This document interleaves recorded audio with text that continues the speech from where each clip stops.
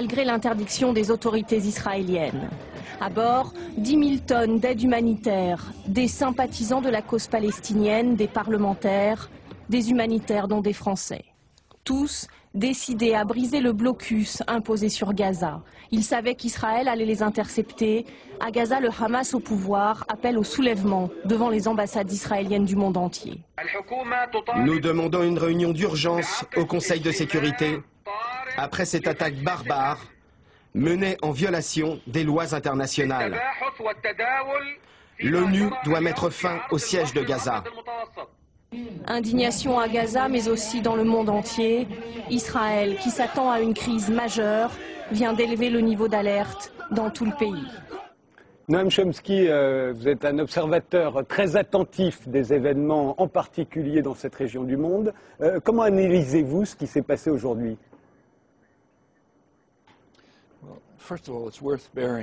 D'abord, je crois qu'il ne faut pas oublier que ça fait déjà 30 ans qu'Israël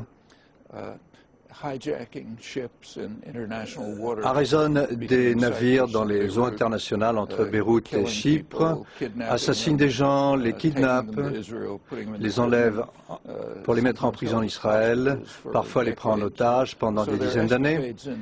Donc il y a ces escapades dans les eaux internationales ne sont rien de nouveau. Ça c'est particulièrement redoutable, certes, parce que c'est lié à un assaut particulièrement sauvage, tout comme le blocus criminel de Gaza, qui a pour objectif de maintenir les gens à un niveau d'existence, de subsistance. Ils n'ont pas à mourir en masse, ça serait terrible du point de vue des relations publiques pour Israël, mais on leur permet seulement de survivre et pas de manière décente. Et ces navires ont été capturés dans des eaux internationales, c'est un acte criminel, quels que soient les prétextes qu'ils inventent, et ils ont l'impression qu'aussi longtemps que les États-Unis les soutiennent, ils peuvent faire n'importe quoi.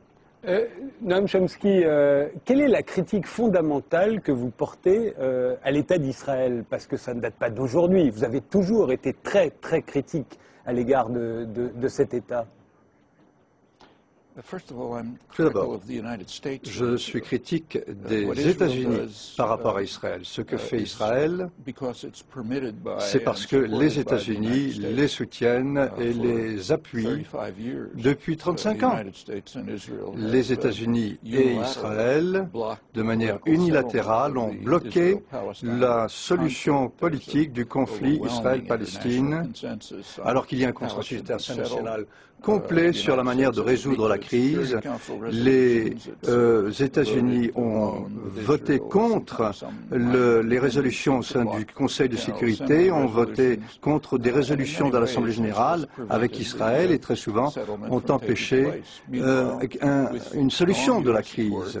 Et avec cet appui formidable des États-Unis, Israël a séparé Gaza de la Cisjordanie, ce qui est tout à fait illégal, a imposé un blocus criminel à Gaza pour punir la population d'avoir voté de la mauvaise manière dans une élection libre. C'est exactement ce qui s'est passé.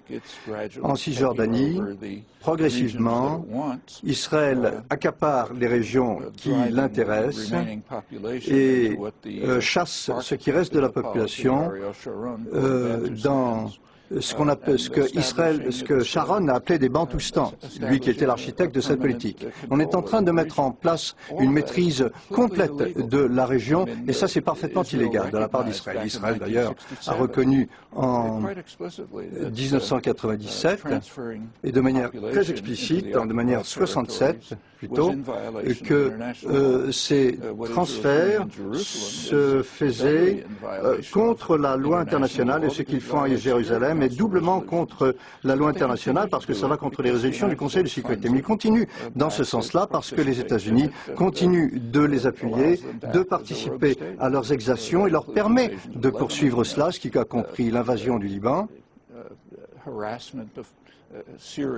le harcèlement très grave des Palestiniens, empêcher les gens d'aller à l'hôpital, c'est une exaction après l'autre. Et ces exactions se font dans le cadre d'une occupation militaire.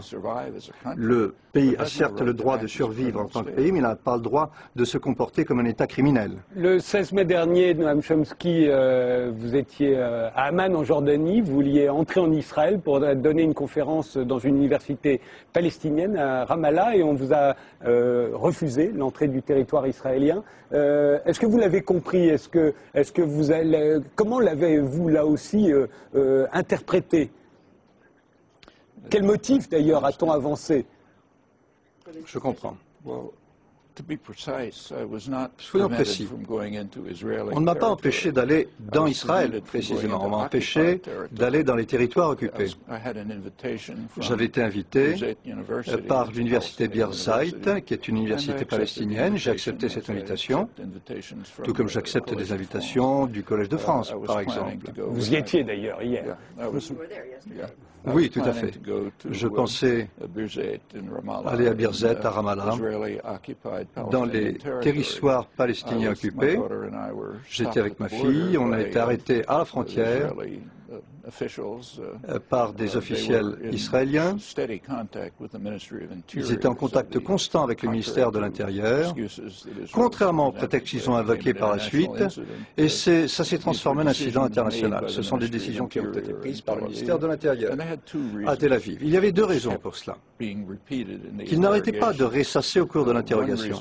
Une raison était qu'ils n'aiment pas ce que je dis sur Israël, bon d'accord, ça veut dire qu'ils sont dans le même camp que de beaucoup d'autres gouvernements à travers le monde qui n'aiment pas beaucoup ce que je dis, donc ça c'est pas très significatif.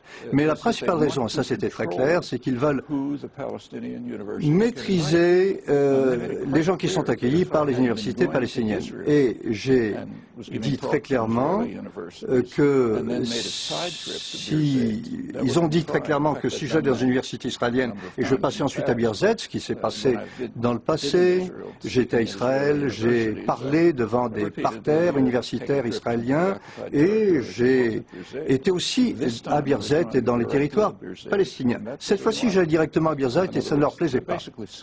Donc, ils disent essentiellement, nous décidons qui peut être invité par les universités palestiniennes. D'ailleurs, j'ajouterai en passant que je n'allais pas parler d'Israël et de Palestine. J'étais invité pour parler des États-Unis, de leur politique étrangère et intérieure. Mais ils veulent maîtriser la situation. C'est une version légère de ce qu'ils font à Gaza, où ils veulent tout contrôler. À Gaza, ils tiennent à imposer un blocus criminel, effectuer des exactions criminelles dans les eaux internationales pour empêcher les gens de forcer le blocus. Ils pensent pouvoir le faire parce qu'ils ont le soutien des États-Unis. La culture occidentale peut accepter que ça valait la peine de le dire, les gens n'accepteraient pas. Mais quand on y réfléchit, c'est une bonne comparaison. Noam Chomsky, vous avez écrit un livre très important, La fabrication du consentement, dans lequel vous décriviez la propagande médiatique dans les démocraties.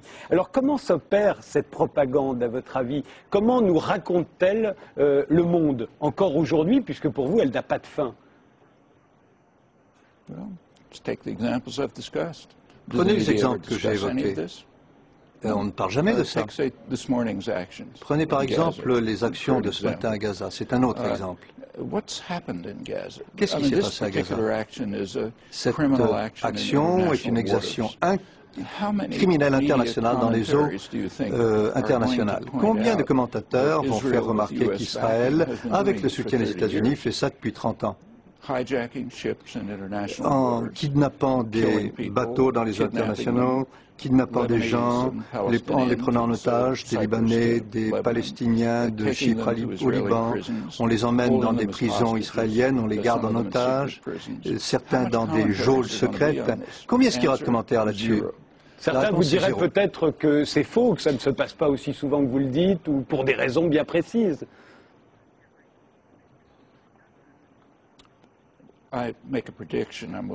Moi, je suis prêt à prévoir, à calculer qu'il n'y aura pas de commentaires là-dessus, tout comme il n'y en a pas eu pratiquement pas ces 30 dernières années. Poursuivons. Pourquoi est-ce qu'Israël impose un siège à Gaza? Il y a une bonne raison pour cela. Israël s'est retiré de Gaza à la fin de 2005 et quelques mois plus tard, en janvier 2006, les Palestiniens ont commis un crime très grand. Il y a eu une élection internationale surveillée par les autorités internationales. Ils ont voté de la mauvaise manière. Ce que Israël et les États-Unis ne voulaient pas. Immédiatement, Israël, les États-Unis et l'Europe, avec une bémol, en suivant avec une bémol, ont imposé un